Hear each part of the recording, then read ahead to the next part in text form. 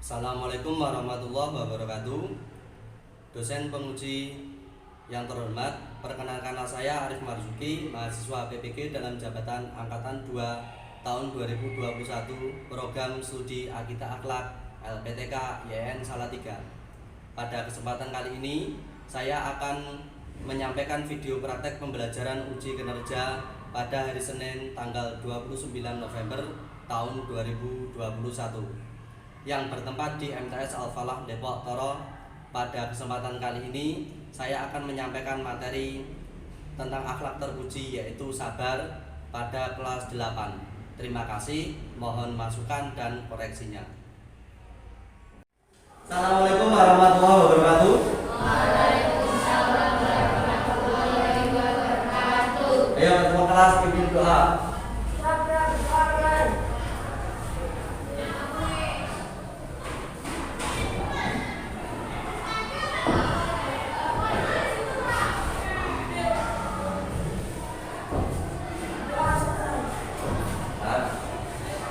Bagaimana kabarnya anak-anak? Baik, sehat semuanya? Kalau nggak sehat, bisa berizin ke UKM. Dan hari ini siapa yang nggak masuk? Nggak ada?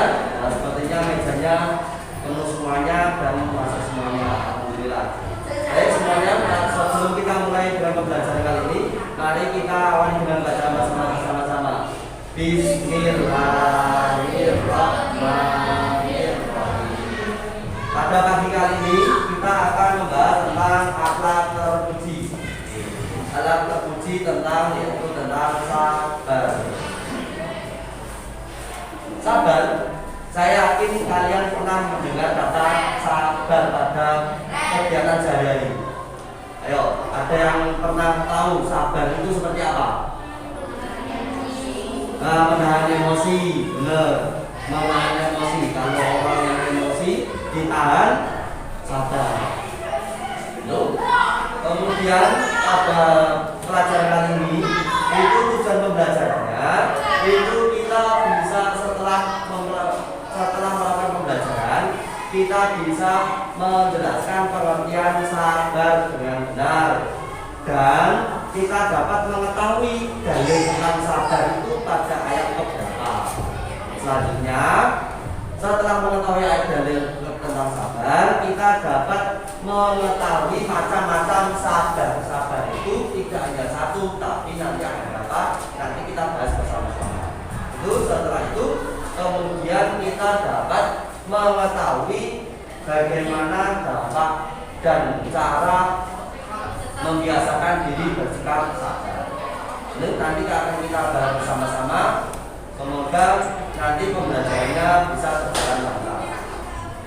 Ini pengertian sabar. Sebelum kita lanjut pada pengertian sabar, kita akan menjelaskan tentang pemberian Al-Quran, yaitu bagaimana cara penilaian hari ini. Penilaian hari ini nanti kalian kelompok membahas tentang sabar, kita membahas tentang sabar bersama-sama. Nanti setelah itu diisi LKPD-nya, dan dalam LKPD itu ada soal diisi, kemudian nanti penilaiannya bisa dipahami ya. Nah, nanti pembagian kelompoknya mulai berhitung. Nanti ada 3 kelompok. Ini pengertian sabar. Pengertian sabar secara bahasa itu ada 2, yaitu secara sabar, secara bahasa dan secara istilah. Secara bahasa itu sabar itu artinya adalah menahan. Tahu artinya menahan loh? Menahan itu artinya, kalau bahasa Jawa itu artinya adalah ngempet. Sabar itu artinya secara bahasa itu artinya adalah menahan. Selanjutnya, secara istilah, sabar itu artinya adalah menahan cobaan, godaan, dan menahan marah. Menahan godaan, menahan cobaan, dan menahan marah. Jadi kalau kita diajak oleh teman, kita biasanya marah. Kalau kita bersikap sabar, kita tidak marah. Walaupun keadaannya, kita harus selalu bersabar. Itu pengertian sabar. Nah, ini bisa ditulis nanti. Bisa ditulis ya. Harus ditulis. Selanjutnya, dalil nakli tentang sabar. Ini dalil nakli nanti tentang sabar. Dalil nanti itu ada dalil yang bersumber dari Al-Quran. Itu dalil nanti tentang sabar itu adalah dalam surat Al-Imran ayat 200 yang berbunyinya Allah berfirman dalam surat Al-Imran ayat 200, A'udzu billahi minasyaitonir rajim. Bismillahirrahmanirrahim. Ya ayyuhalladzina amanu sabiru warabitu wattaqullaha la'allakum tuflihun. Artinya, wahai orang-orang yang beriman, bersabarlah kamu, kuatkanlah kesabaranmu, tetaplah bersiap siaga di perbatasan negerimu, dan bertakwalah kepada Allah agar kamu beruntung. Jadi kita itu sebagai orang-orang beriman itu diwajibkan untuk bersabar. Setelah bersabar, yang kedua adalah bertakwa kepada Allah. Jadi orang yang bersabar dan bertakwa kepada Allah itu nanti adalah orang-orang yang beruntung. Selanjutnya, amati video berikut ini. Ini contoh tentang sabar. Contoh tentang sabar itu yang paling baik itu dikisahkan Nabi Ayub alaihissalam yang sabarnya masya Allah tiada batas. Sabarnya menghadapi dalam ujian Allah. Sama-sama ya.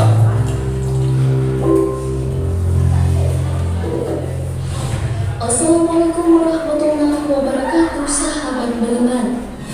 Dalam kitab Ummul Hijain karya Syekh Muhammad bin Umar An-Nawawi diceritakan kisah Nabi Ayub alaihissalam yang sangat hikmah dan pelajaran. Allah Subhanahu wa Ta'ala mengujinya dengan berbagai macam bala dan musibah. Nabi Ayub tetap sabar dan tegar. Adapun cobaan yang diberikan Allah kepada Nabi Ayub alaihissalam terdiri dari 4 macam cobaan. Di antaranya cobaan atas kebangkrutan atau pailit, kekayaannya, kematian anak-anaknya, kehancuran tubuhnya dan diasingkan oleh masyarakat, kecuali hanya seorang istrinya saja yang setia menemani. Dikisahkan harta kekayaan Nabi Ayub alaihissalam terdiri dari unta, sapi, kambing, gajah, kimar atau keledai. Kekayaan lain milik beliau adalah 500 hektar tanah persawahan. Semuanya digarap oleh 500 orang. Pada setiap orang mempunyai anak istri. Pengikut beliau terdiri dari 3 golongan. Semua telah beriman dan masih berusia muda. Suatu hari iblis yang diberi kekuasaan oleh Allah turun naik dari bumi ke langit sewaktu dikehendaki mempunyai maksud naik ke langit. Tiba-tiba iblis mendengar para malaikat membaca salawat atas Nabi Ayub alaihissalam. Saat itu juga timbullah rasa hasad dengki dalam hatinya. Ia berkata dan memohon kepada Allah, wahai Tuhan, sekarang ini aku memang telah menyaksikan sendiri hamba-Mu Ayub sangat rajin bersyukur selaya memuji kepadamu. Tetapi kalau Engkau memberi cobaan kepadaku, tentu dia tidak akan bersyukur dan tidak pula mentaatinya. Allah berfirman kepada iblis, baik, silahkan kamu berangkat. Sekarang aku beri kekuasaan kepadamu untuk mencoba Ayub melalui harta kekayaannya. Iblis pun berangkat. Ia mengumpulkan semua anak buah terdiri dari setan dan jin. Ia katakan kepada mereka, sekarang aku telah diberi wewenang untuk memberi cobaan kepada Ayub melalui hartanya. Lebih lanjut iblis berkata lagi, Ifrit, sekarang kau memberi tugas membakar tempat pengembalaan unta-unta milik Ayub dan sekaligus membunuh semua unta-unta itu. Laksanakan. Iblis laknatullah datang menjumpai Ayub ketika beliau sedang melaksanakan sholat. Iblis berkata kepadanya, tempat pengembalaan unta-untamu terbakar dan seluruh unta milikmu itu terbakar pula. Apa kata Nabi Ayub? Alhamdulillah, Allah sendiri yang memberikan kekayaan itu kepadaku dan hanya Dia yang berhak mengambilnya kembali. Iblis tidak berhenti sampai di situ. Ia hancurkan semua kambing milik Nabi Ayub. Berikut tempat pengembalanya. Ia datang kepada Nabi Ayub seraya memberitahukan peristiwa itu. Angin panas telah menghancurkan kebunnya. Tidak ada yang tersisa sedikit pun. Kata iblis sehabis merusak semua kebun milik Nabi Ayub. Apa kata Nabi Ayub? Alhamdulillah. Ucap sembari memuji Allah dan menyanjungnya. Usaha iblis belum berhenti sampai di situ. Ia kembali menghadap Allah seraya memohon agar diberi kekuasaan untuk mencoba Nabi Ayub melalui anak-anaknya. Allah berkata, silakan, pergilah. Aku memberi kekuasaan turun kepadamu untuk mencoba Ayub melalui anak-anaknya. Iblis pun berangkat, yang dituju adalah gedung tempat anak-anak Nabi Ayub berlindung di bawahnya. Gedung itu dibuncur lalu hancur melebihi habis anak-anak Nabi Ayub. Semuanya mati. Iblis lalu memberi Nabi Ayub tentang bencana yang menimpa anak-anaknya. Apa reaksi beliau? Nabi Ayub malah beristighfar memohon ampun kepada Allah. Usaha iblis tetap tidak menghasilkan apapun untuk merubah ketaatan Nabi Ayub. Beliau tetap taat kepada Allah dan bersyukur kepadanya.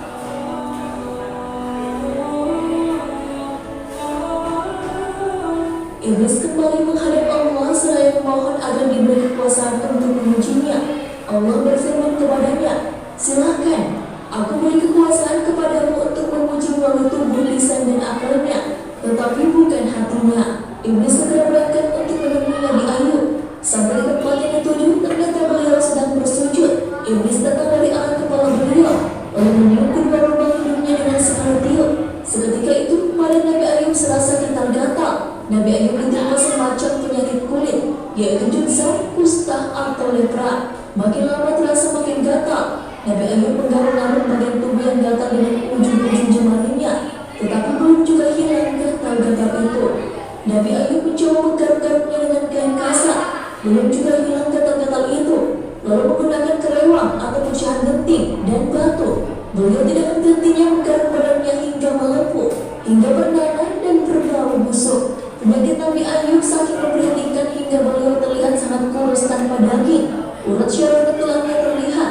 Masyarakat sekitarnya menganggap penyakit yang diderita Nabi Ayub itu sangat berbahaya. Mereka sepakat mengasingkan beliau keluar daerah. Beliau terusir ke tempat yang kotor. Mereka membuatkan untuk beliau sebuah bumbu yang hanya ditemani istrinya yang bernama Rahma.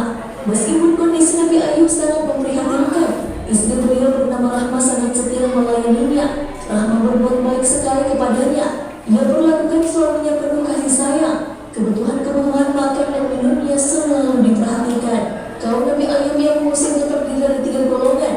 Namun begitu semuanya masih tetap dalam keimanan semula. Mereka tidak meninggalkan agamanya.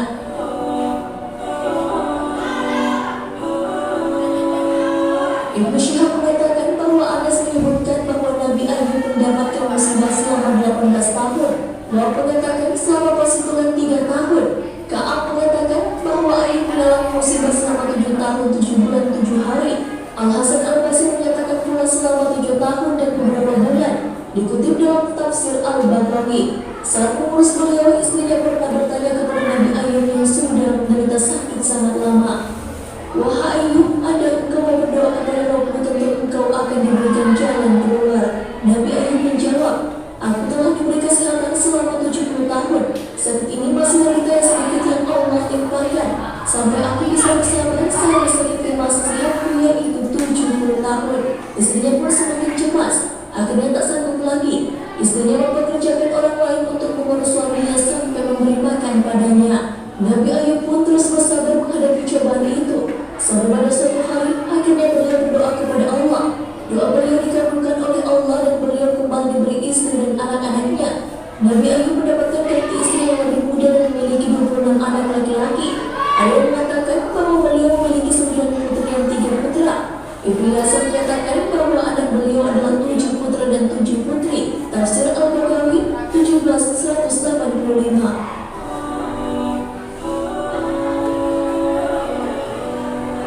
Syekh As-Sa'di rahimahullah mengungkapkan bahwa keluarga dan hartanya kemudian kembali.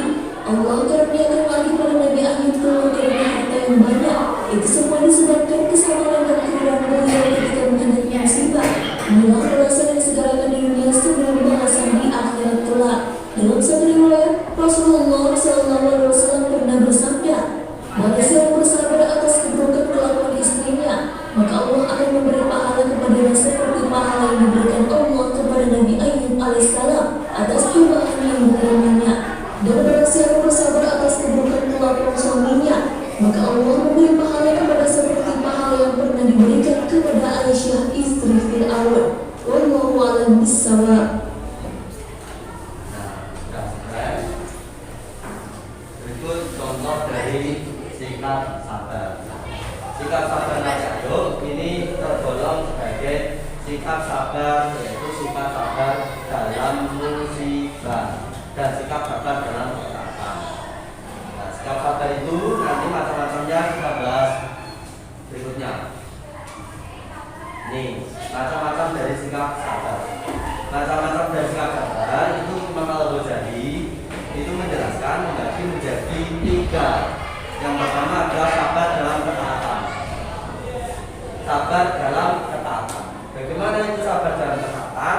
Misalnya gini, orang yang sabar dalam ketaatan itu ia adalah sabar ketika ia melaksanakan ibadah, kemudian ada godaan dan dia tidak berbeda. Itu namanya sabar dalam ketaatan.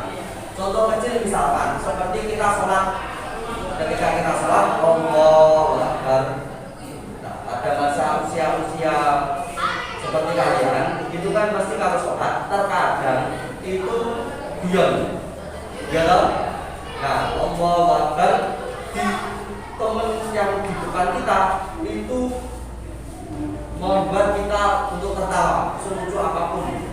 Kemudian kalau kita sabar menahan, itu kita tidak tertawa dan tetap dalam keadaan khusyuk untuk sholat. Itu namanya sabar dalam ketaatan.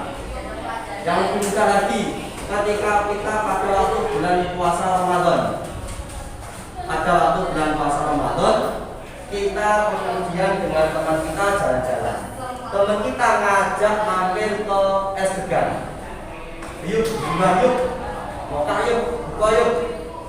Nah itu kita kok jika kita termasuk orang yang sabar, kita tidak akan terpengaruh dengan ajakan teman kita. Itu namanya sabar dalam ketaatan. Bukan apapun mental kalau kita sabar. Sabar yang kedua adalah sabar dalam musibah. Nah, sabar dalam musibah ini itu yang tadi dialami oleh Nabi Ayub. Diterima sakit, anaknya meninggal, ditinggal istrinya, hartanya habis. Itu namanya musibah. Tapi Nabi Ayub tetap bersabar. Kenapa tetap bersabar? Karena dalam surat Al-Imran ayat 200 Allah sudah berfirman kita untuk diwajibkan untuk bersabar. Dan orang yang bersabar dan bertakwa kepada Allah itu adalah orang yang beruntung. Buktinya di akhir cerita Nabi Ayub malah mendapat ganti yang lebih baik. Yang ketiga, sabar dalam maksiat. Nih, sabar dalam maksiat. Maksudnya apa? Maksudnya adalah ketika kita diajak oleh teman kita berbuat maksiat, kita tidak mau. Contoh misalkan di sini ada siswa yang mungkin rumahnya jauh dari madrasah. Ke madrasah dengan naik sepeda, apalagi ini musim mangga. Covid, ono film mateng cendi sisan. Temanmu ngajak, yuk, enak belum mateng, sedih, ayo baik enak kebun, kamu sing duwe kok ono, nah yang punya nggak ada, ayo kita ambil saja. Kemudian kita, walaupun kita pingin, tapi kita tahan, menahan keinginan kita, menahan itu kan namanya sabar ya. Jadi, maka ini menahan untuk tidak berbuat maksiat, artinya tahan terhadap dalam dalam kemaksiatan. Itu artinya adalah menahan untuk tidak berbuat maksiat. Itu macam-macam sabar ada 3. Sabar dalam ketaatan, sabar dalam musibah, dan sabar dalam kemaksiatan. Selanjutnya, dampak positif sabar. Satu, orang yang sabar itu pasti memiliki emosi yang stabil. Artinya apa? Artinya agar ia tidak mudah marah ketika dalam keadaan apapun, ia tidak mudah marah. Itu namanya emosi yang stabil. Yang kedua, mendapat ketentraman hidup. Kenapa hidupnya tenteram? Karena emosinya stabil. Lihat orang yang bermarah santai, slow. Biasanya bahasa kalian itu bonus. Hidupnya merasa tenang. Yang selanjutnya itu adalah berhasil mengembalikan persaudaraan yang hampir rusak. Artinya ketika kita diajak oleh teman, namanya teman itu kan hampir seperti saudara sendiri. Nah, Nah, teman sampai seperti saudara sendiri.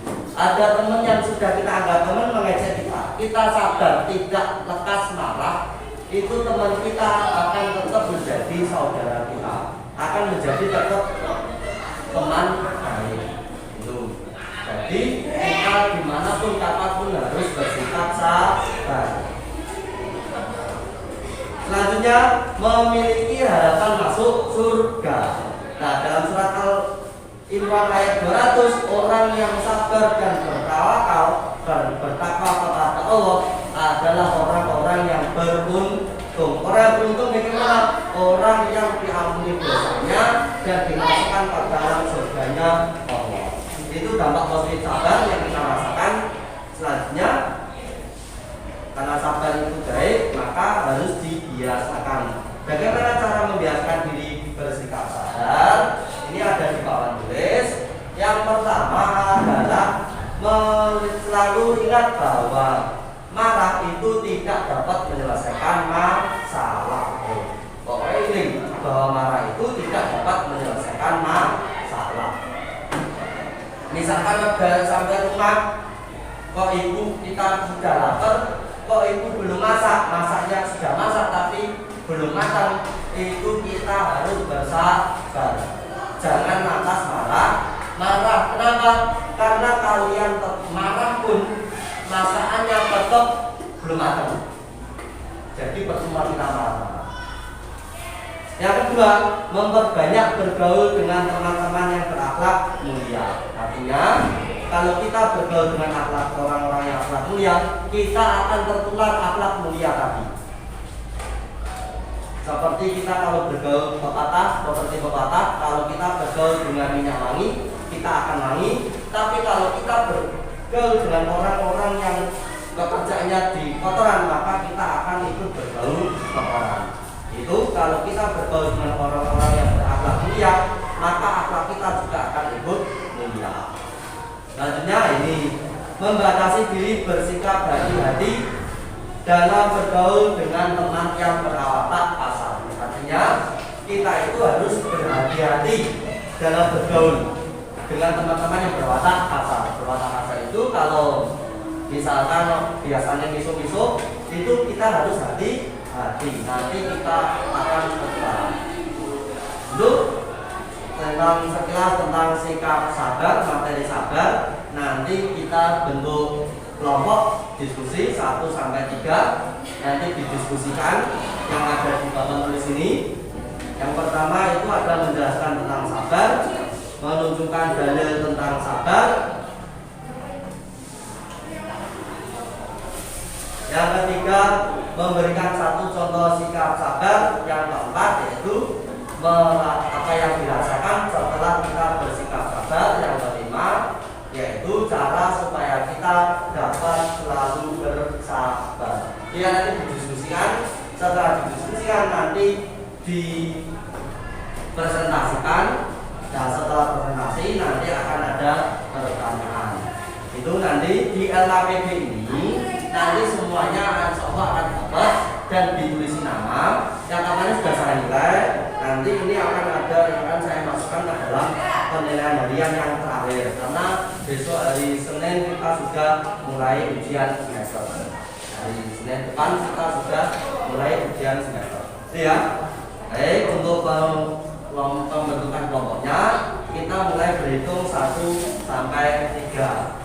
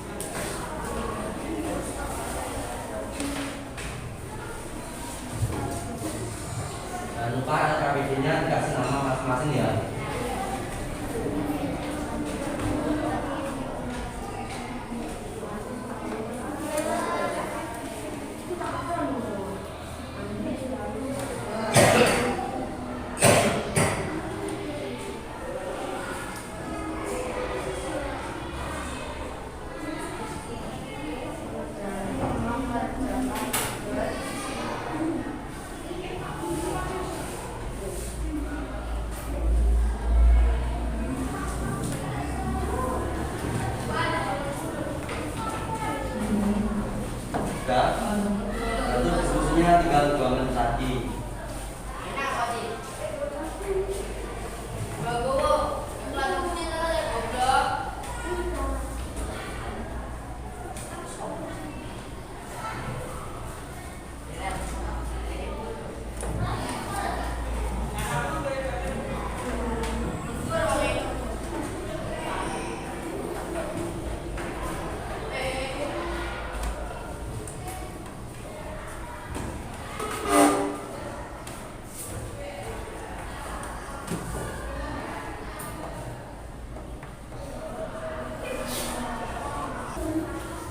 Sudah semuanya?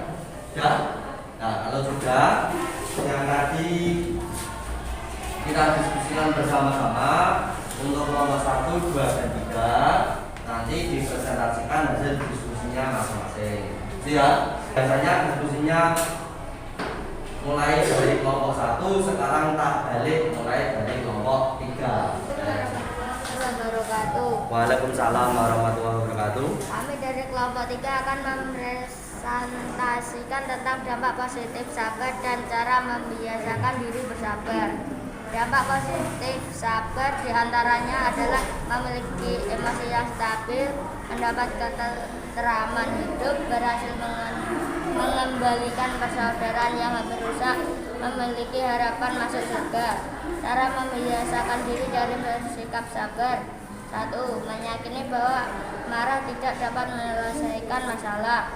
2. Memperbanyak bergaul dengan teman yang berakhlak mulia. 3. Berhati-hati bergaul dengan teman yang berwatak kasar. 4. Jangan pernah berharap kepada selain Allah.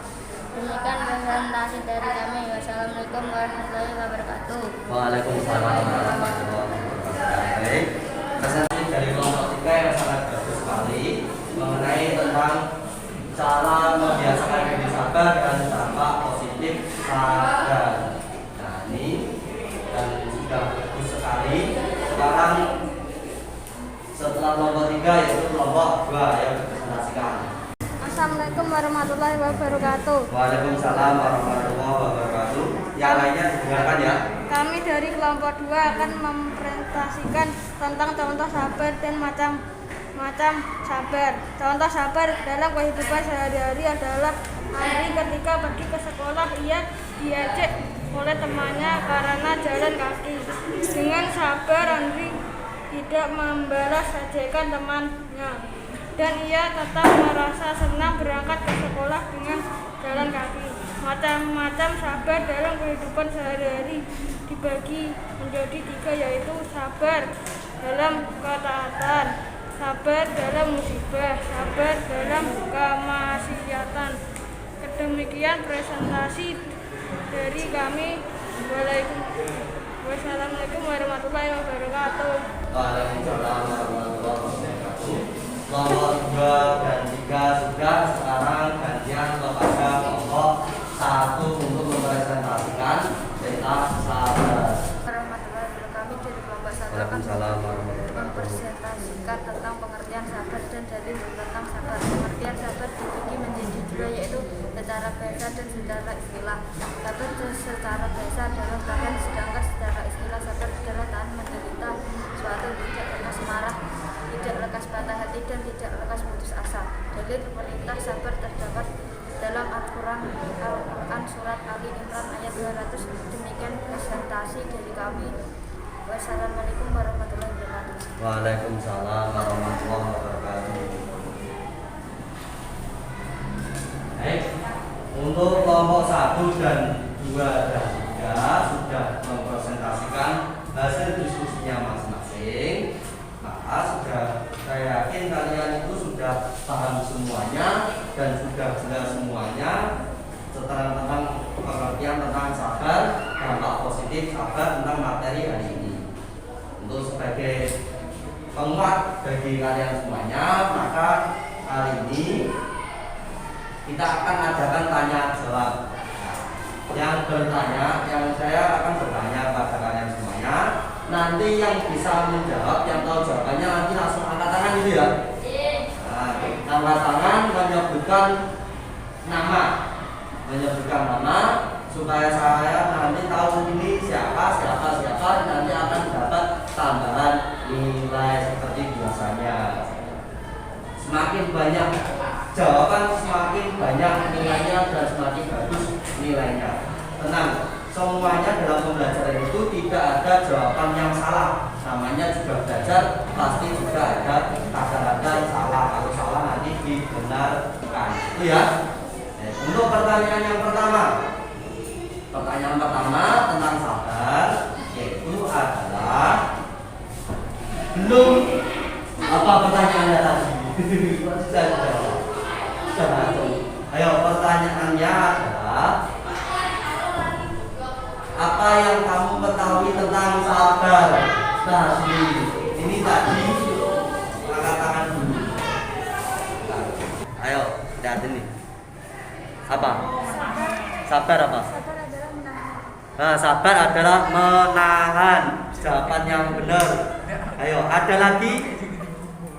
Nah, yang sana.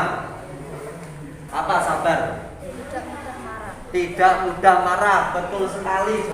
Kemudian pertanyaan yang selanjutnya, contoh sikap sabar dalam kehidupan sehari-hari. Ini ada banyak. Nah, itu artinya. Ayo. Andri ini selalu sabar mengerjakan tugas yang diberi oleh Pak Guru. Nah, betul. Andri selalu sabar dalam mengerjakan tugas yang diberikan oleh Pak Guru. Siapa lagi? Nah, sini. Ayo. Mbak Es, berdiri. Siapa namanya? Mereka diajak teman-temannya, tetapi dia tidak membalas ajakan temannya. Nah, betul. Pertanyaan keempat. Ya, pertanyaan keempat. Ini jawabannya ada banyak sekali. Ayo. Apa yang kamu rasakan ketika bersabar? Yang mana dulu? Ayo. Nah, yang sini dulu. Kita dulu. Mas Alvin, bisa.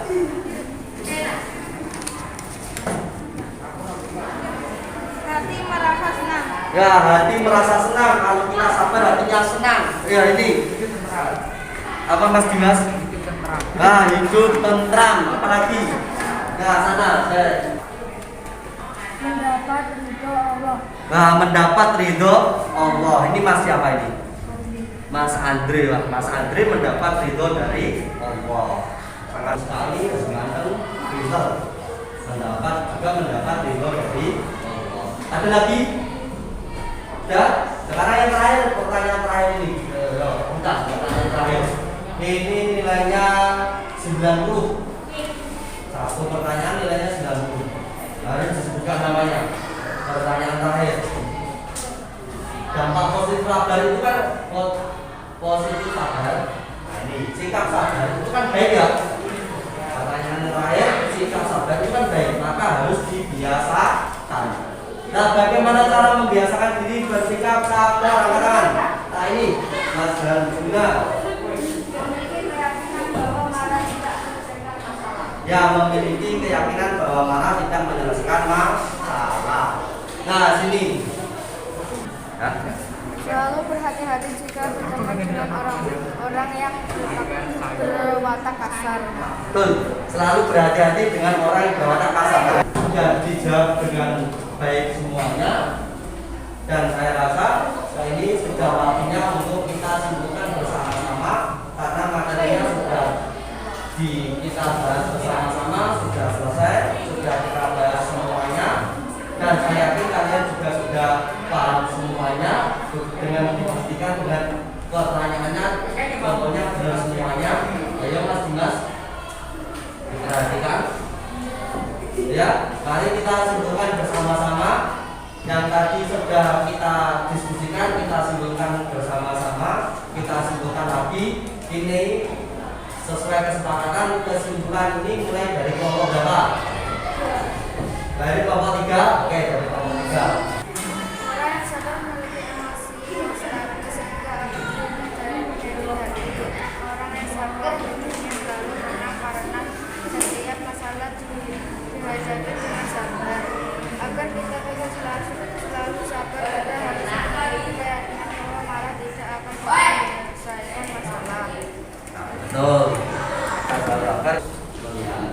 Selanjutnya kesimpulan. Nah, dari kelompok berapa? Kelompok 2.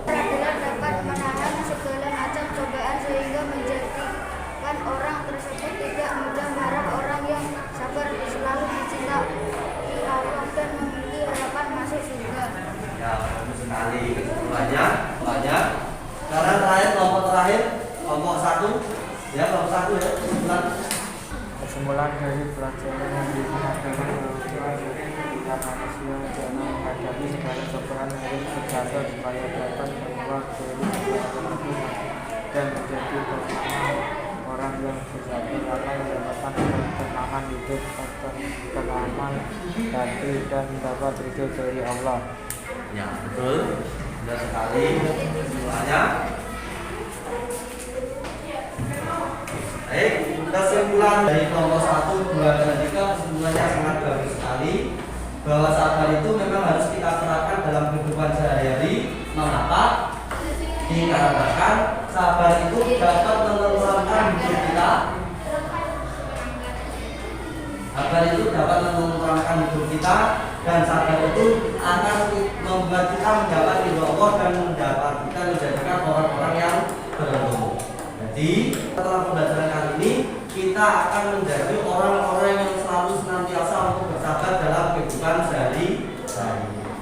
Untuk itu sebelum kita akhiri, semuanya kembali ke tempat duduknya masing-masing. Nah, anak-anakku semuanya, materi tentang sabar kita sudah selesai. Semoga nanti di rumah setelah pembelajaran ini kita akan menjadi orang-orang yang semakin sabar dalam kehidupan sehari-hari, dan semoga hidup kita dengan sabar itu kita selalu tenang dan diridhoi oleh Allah. Dan jangan lupa setelah ini dan selanjutnya tetap mematuhi protokol kesehatan, maskernya selalu dipakai, ya Mas ya. Nah, maskernya selalu dipakai supaya terhindar dari COVID-19 itu. Untuk pertemuan selanjutnya jangan lupa nanti kalian tetap belajar besok